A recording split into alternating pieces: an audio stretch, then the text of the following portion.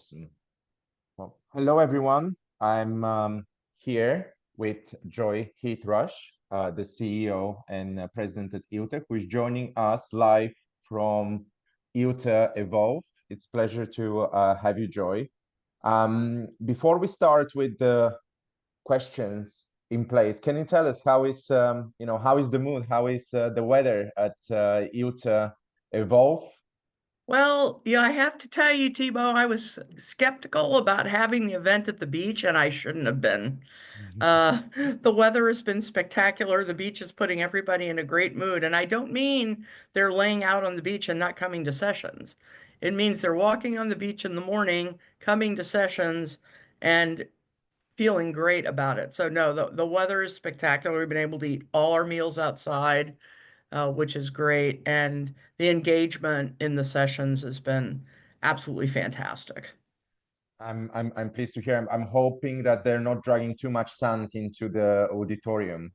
Uh, Well, we did have one of our British colleagues, so you will appreciate this, is a very fair-skinned fellow who discovered that maybe walking on the beach for 2 hours without sunscreen uh, has outcomes. yeah, it's not a good idea, especially if you spent most of your time in the UK.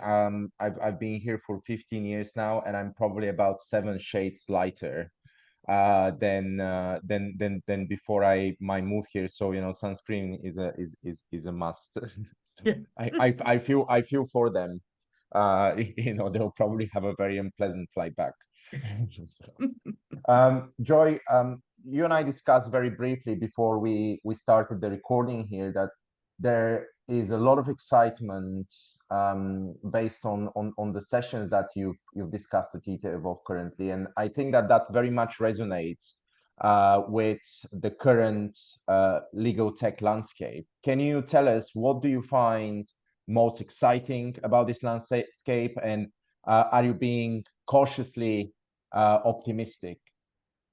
Well, certainly one of the things I find exciting is the important shift in the AI conversation from should we to how do we or how have we.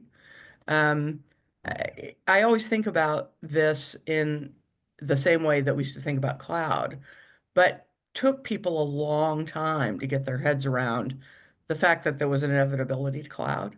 There's an inevitability to AI. I mean, and the lawyers are going to be faced with it whether they want to or not. Their clients are using various types of AI in their business. There are going to be legal problems that arise from it. So, as we think about these tools and this kind of move again from should we to how do we, um, it's not only what can we do to make our practice better, how can we run our business better, but what kinds of problems are our clients going to be bringing to us? What kind of problems are lawyers going to be wrestling with because of the use of various kinds of AI in all business sectors? And the convergence of those three things is actually pretty exciting. I also think that the conversation's getting more sophisticated. And I also find that exciting because people are thinking about AI less monolithic. It's AI. They understand that there's predictive AI and generative AI and agentic AI, and they do different jobs in different ways. Um, and so the conversation is more practical and more nuanced, and based more in experience. Do you think people are becoming a little bit more adventurous in a sense? I was at another conference a couple of days ago, and there was a lady from Lego's Lego team, a company that I sincerely love. um, even more so as a grown up, actually, now that I think about it. And she addressed the question to the audience, which was, a lot of those tools are coming from the States. A lot of those tools are coming from the Far East, like countries like China, for instance. And perhaps we should be having more tools here in Europe. The challenge that I have with that is that Europeans are always extra cautious, and that's reflecting in our regulations, which there are many positives, but there's certain things that are a hold up, and I think that's obviously speed. And with the pace at which AI development is currently happening, being cautious, it's not always the best course of action. And I think that that's reflective of legal overall. People think that there is a lot of AI in legal, but actually, comparative to other departments or to other sectors, it's actually minuscule.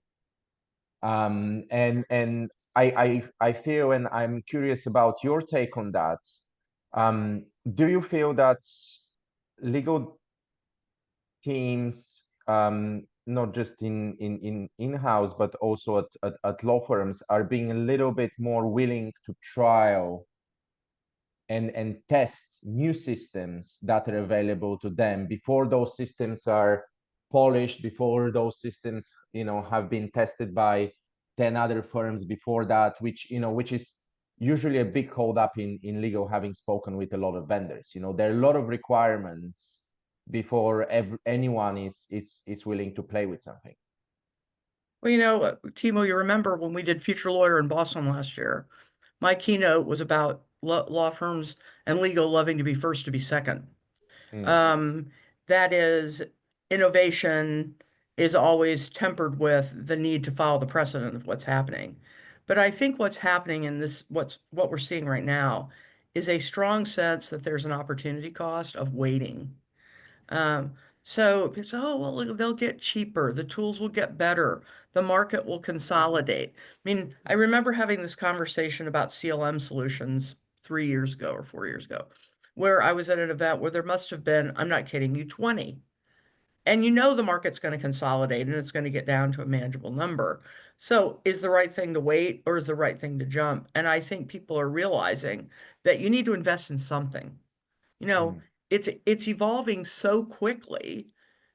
You're trying to figure out exactly what point to jump. But I'm mm, not sure there's a wrong time. It's just you jump and you learn what you can from what you're doing and you move forward and you raise your level of knowledge and you raise your productivity. So yeah, I think there's a very strong sense that legal has to change, the leopard change its spots a little bit in terms of mhm, risk aversion. And I also mean that in terms of procurement processes. I was talking to one fellow last year about their kind of procurement practices at his organization. It's like, we really vet companies. We like mature companies. We like companies been around for at least 5 years. And I was teasing him. I looked at him. I said, you don't plan to buy much, do you? yeah. Because it's different. It's just Mm, different. And one of the things though that I love about it is real innovation comes from partnerships, in my view. And so it's the organization, whether it's the law department or the law firm, picking a provider, mhm. finding the right person, and partnering to create something new. And I just love that that is happening. It's creating excitement. But are the lawyers excited? Yeah. I can't tell you how many CIOs I've had say to me, I have not seen lawyers this excited, maybe ever. And one of the kind of unexpected outcomes is that lawyers are coming and saying, hey, you know what? I have this problem in my practice, and I bet we could use AI for it. And the CIO's like, actually, we have this other tool we've had for 8 years that you can use for that. Why don't we start there? But this general increased interest in applying tech to the work and that attitude, that enthusiasm about tech is going to grease the skids for lots of things to happen in moving tech forward. And what patterns do you see in terms of legal tech funding at the minute? And actually, I have a side question for you to that. Do you think AI will have its CLM moment? Few Oh, years yeah, back. those are both great questions. Let me start with the funding question. Mm, One of the things I think we've seen over the last couple of years is, I mean, there's always been a small number of funds that have focused on legal. I mean, and people know who they are. But we're starting to see other organizations. I mean, a couple of years ago, Bain Capital. I mean, they're a big player, made major investment in legal tech, and that was eye-opening. It's funds that don't specialize in our sector are seeing their opportunities to make money, but they also see there's opportunities to acquire great intellectual property that can be applied in other areas. So that's one of the trends for sure that we're seeing around funding. So you're seeing more generalist tech funds picking Yes. interest in Yeah. legal, and actually I'm seeing a similar trend, and I'm not really able to disclose that on this recorded call, but we're currently engaging with a couple of very large blue chip companies who are gearing up um, with initiatives to specifically target legal, which 2 3 years ago was unthinkable. Going vertically for some of those organizations was never the case. And I think that from my standpoint, I think that we'll also see quite a lot of corporate investment into Yeah, some I of agree with that into the too. And space. and the corollary question you asked was about, will AI have its CLM moment? I think absolutely. Mm, Um, but I don't think we're close there yet. mm, It feels to me like I'm seeing more new companies emerge than companies going away. I mean, we did see a big bunch of companies go away when ChatGPT 4 was released mm, because a bunch of companies had built solutions on 3.5 and 4 came along and they were done. They didn't have a path forward. Um, we're more sophisticated now. The mm, companies understand the progression of the underlying tech better. Um, but part of it is, again, the sense that AI isn't monolithic. mm. So as long as there are lots of flavors and lots of problems to be solved, it's going to take a while for the market to shake out. And I actually think that's pretty exciting. And it even means for organizations picking partners, the fact that you pick a certain company could be part of its survival strategy and it's part of its innovation strategy, and there's absolutely nothing wrong with that. It's just different from what we've seen before. And considering how easier it's becoming to actually build those products, Mhm. do you feel that the tech actually becomes less relevant in this equation as Boy, opposed to yeah, you mean the underlying tech, the underpinning the application. the underpinning tech? Do you feel like, I mean, like you're saying here, it's about picking the partners. It's about picking the right relationship, the right teams Mhm. that you can collaborate with, and obviously that's in the context of having a law firm or an in-house team that picks a relevant vendor, and then they can essentially build that or grow that product in the future together. Do you think that more than ever, picking the right team, it's what's relevant as opposed to Yeah, the I tech? absolutely do. And actually, one of the things that surprised me, I was in a conversation a couple of weeks ago with a group of large firm CIOs across countries. It wasn't all American, law firm CIOs, and who are very generous with sharing their knowledge. But there's a lot more sense that what they're doing in the AI area is secret sauce than Mm, we've had with other projects they've undertaken in recent years. And for example, again, I'll compare it to the move to the cloud. Everybody had the same decisions to make and the same operational transition to make. And sharing was a great way for everyone to move faster. There's no competitive advantage. But there's a sense that what's happening here is so practice specific or so leverages the competitive advantage that an organization already has that they're not going to share quite as much as they have in the past. And that's a big shift. That shows that this particular technology, group of technologies is being viewed somewhat differently. And I think part of that is we also don't know where the top is. I'm not sure any of us really knows how far these applications can go, all the things that these tools can do. We know what they do well today. They summarize well, they extract well. What else can they do well? And Mm-hmm. when? I mean, I was here at Evolve, I was in a session yesterday on agentic AI, and it was really a good explanation. I mean, for those of us who have been in IT a long time, you write stored procedures, you write code that you run every day and works in the background and does tasks, but you write it. You have to know what it's doing.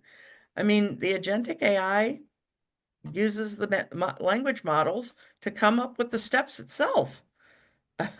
Boy, you want to talk about something that's different and requires a mind shift. And we don't know again what the top is, what the limit is yet. We're not anywhere close to it. And so do you see this as the next big thing?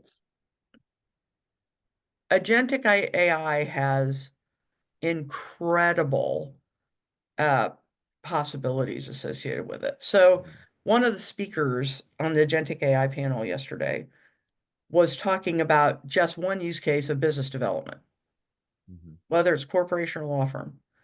So, the agent goes out and queries dockets to see if your existing clients have been sued and or other potential clients in a vertical where you have a lot of expertise. And can be very sophisticated about feeding a lawyer a whole bunch of business development that's immediate information's actionable, not just data, but here are targeted things you can do. And it's figuring it out on its own in terms of what steps it needs to take. Wow, that's transformative. And we talk a lot about how AI will transform the practice. One of the things that excites me is how it transforms all the things lawyers hate to do. They like to practice. They want to practice law. They want to talk about legal problems. They don't want to do timesheets. They don't want to put phase codes and task codes on their time. They want to do business development, but they're not marketing people. They don't want to, they want to be able to act. And I think that that is one of the exciting things is getting rid of stuff that lawyers hate to do and let them lawyer.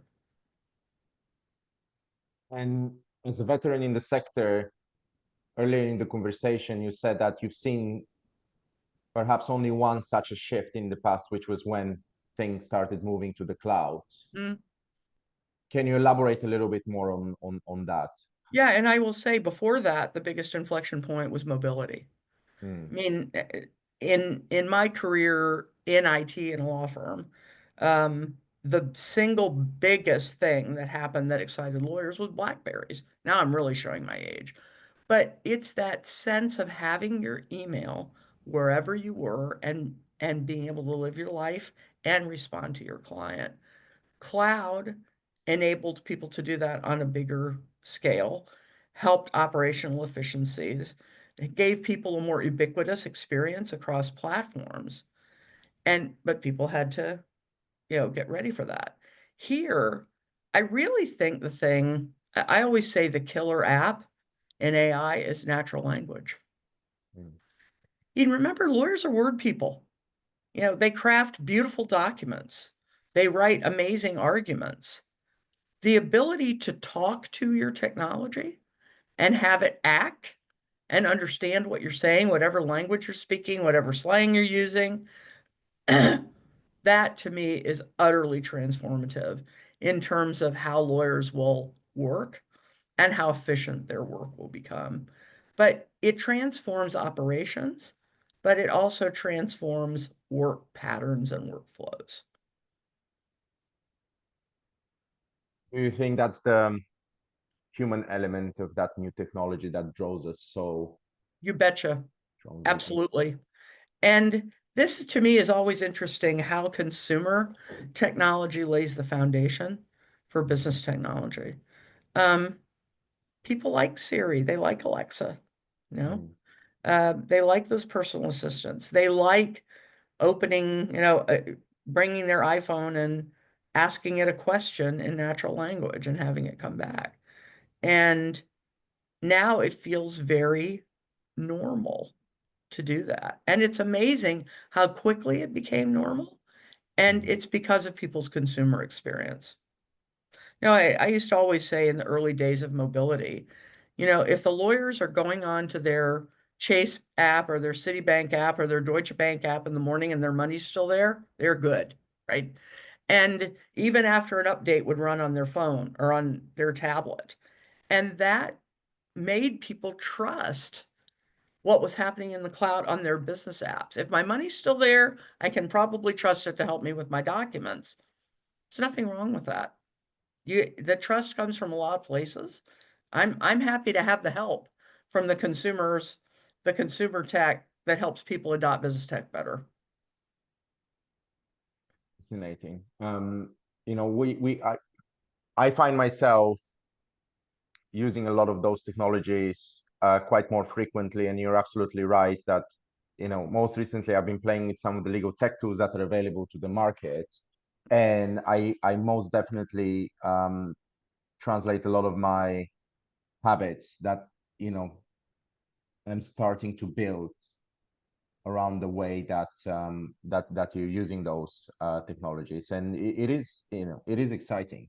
It is genuinely exciting, and it's exciting that it does remove a fair bit of the dread of a certain task, a task that feels monumental. Suddenly um, you can feel quite excited about because you're seeing the progress before your eyes a lot quicker than how things used to be, essentially, Well, before and I think AI. the big mental shift will be going there first. Mm, No, it's if I want to draft an agreement, do I first go to my document management system and look for precedents, or go to my mm, precedent bank and look for precedents, or do I ask um, a document drafting AI tool? mhm, And neither answer is right or wrong. It's what your workflow becomes, mhm. and going there first, going where first.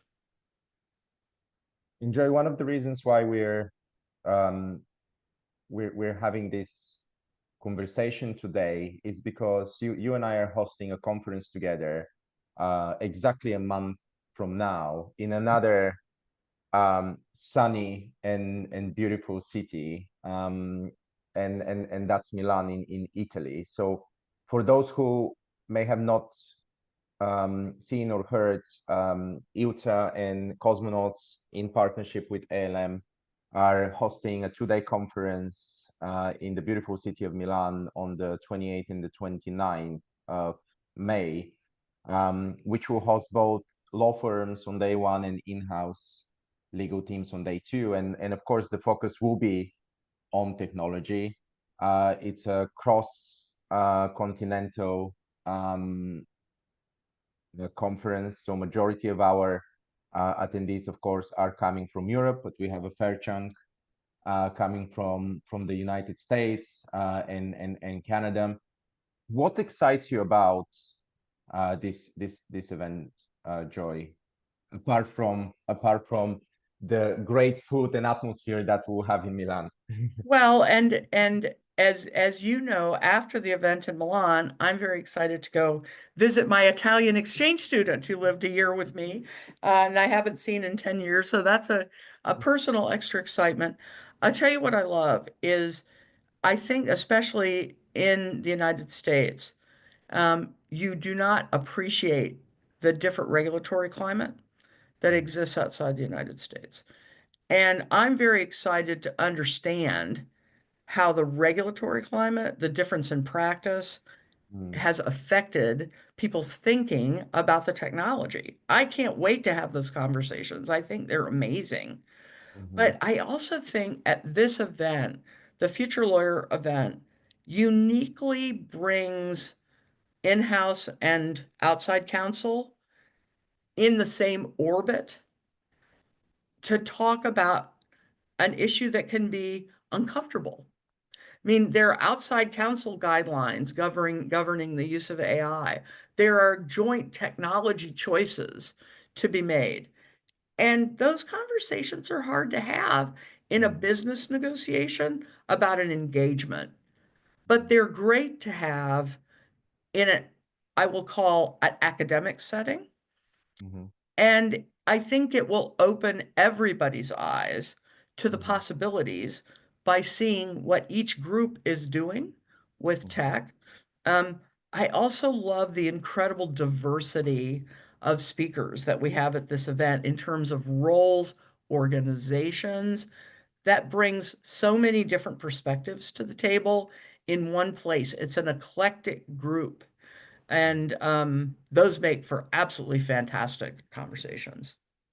Do you feel that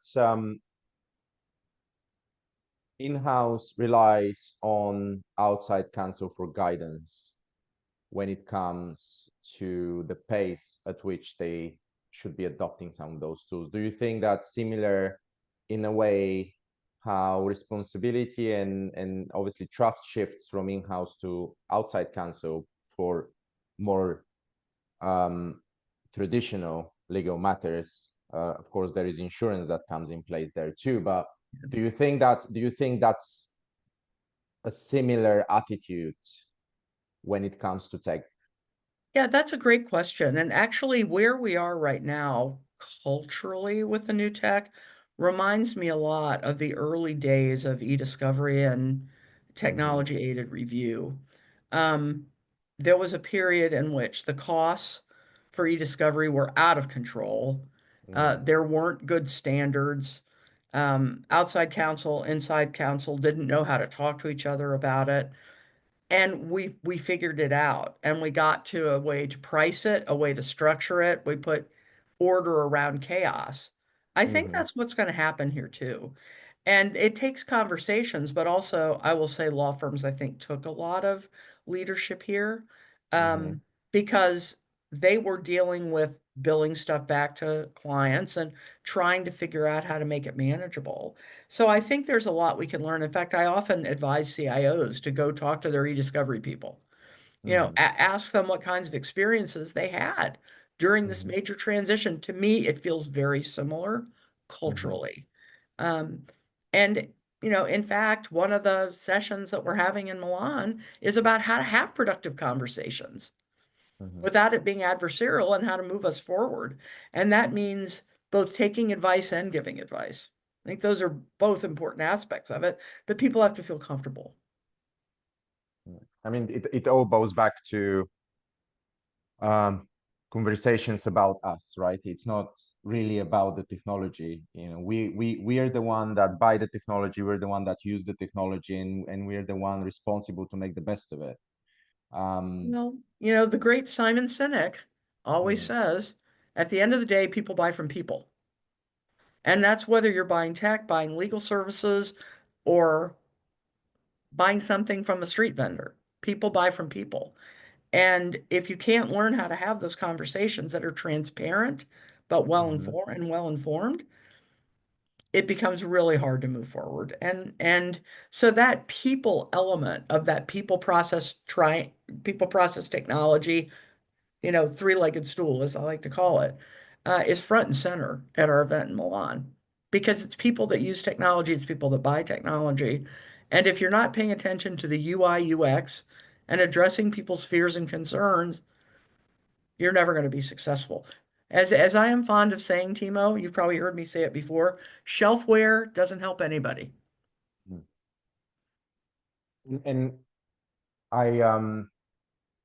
I'm very much with you on that. I think that there are particular set of skills that will become even more important in this AI future, and that's the ability to um, make someone trust you, be comfortable that um, you know what you're doing, and see you as a trusted advisor and a partner to them. I think those, if you wish to call them interpersonal slash business development skills, Mhm. will be what will set apart the biggest winners in terms of legal service providers, in terms of law firms providing services. Because with AI, eventually the quality of service will only increase, but it will also level between firms. I completely agree with you. And I think the other aspect here that makes trust so very important is, because I'm a million years old, Timo, I go back to the early days of automated legal research when people were learning how to create queries using Boolean operators. Mm. And the thing about that is you understood why it worked. Like if you're saying, I want every document that has the word cat within 5 words of dog. Okay, I get that. I could go through a document by hand and count cat and dog, and the computer just does it faster. In a world where we don't understand the tech as clearly as that, um, we're gaining understanding. Working with somebody who has your back becomes even more important. And it also means that we have to, people love to talk about the great hallucination case. Everyone wants to talk about 7 citations were hallucinated. Someone in the U.S. filed a brief with the court. Well, if a first-year associate had given them the brief, they'd have shepherdized it. They'd have checked the sites. Why wouldn't you do that with the tech? Mm. The tech doesn't mean you have to abandon good lawyering. And I Mhm. think that helps our lawyers too, to know that their skill set of good lawyering still matters. It's just they can get to a good first draft sooner so that they can do the real thinking. Mm. We are far more um, inclined to forgive humans than we are inclined to forgive technology. And I always like to give the example with driverless cars. Mhm. You know, there are probably millions of lives being lost because of human error, or because someone has decided to um, drink and drive, or even worse. But God forbids that there is one car crash because of driverless technology, and then we all lose our minds. Well, again, I'm of the age where I remember when seatbelts first became mandatory in the United States, Mm. and the auto industry fought it tooth and nail. Yeah. And they would cite the one case where a seatbelt jammed and somebody got caught in a burning car, Mm. not the fact that at one point car accidents was the leading cause of death for children under 5 in the United States. That is no longer true, and that's really, really good. Mhm. But again, it comes down to trusting what you're doing and not looking at the edge cases. But I love that. I might have to make a t-shirt out of that. Uh, People forgive people more easily. That I like that. I'm gonna steal that one, Timo. Go ahead, do it, do it. Joy, I'm cautious of time. I would like you to be able to enjoy the last day at the beach at ILTA Evolve. I very much looking forward to spending time with you and your team in Milan a month from now. It's an honor and a pleasure being able to work on that project together. And thank you for your insights, and thank you for your wisdom. Well, Timo, I mean, you and I have spent many happy conversations over a variety of beverages and this is just one more way to have a great conversation. I love having the opportunity to speak with you. Folks, if you have not been to a cosmonauts event, I cannot begin to tell you how much you're going to enjoy it. And the collaboration among cosmonauts, ILTA and ALM, I think is going to create extraordinary content and fantastic opportunities to network with peers. And I'll be counting down. Looking forward to it as well. Thank you very much, Joy. Have a Hey, great day. thank you, Thank you. Timo. Take care, everybody. Bye.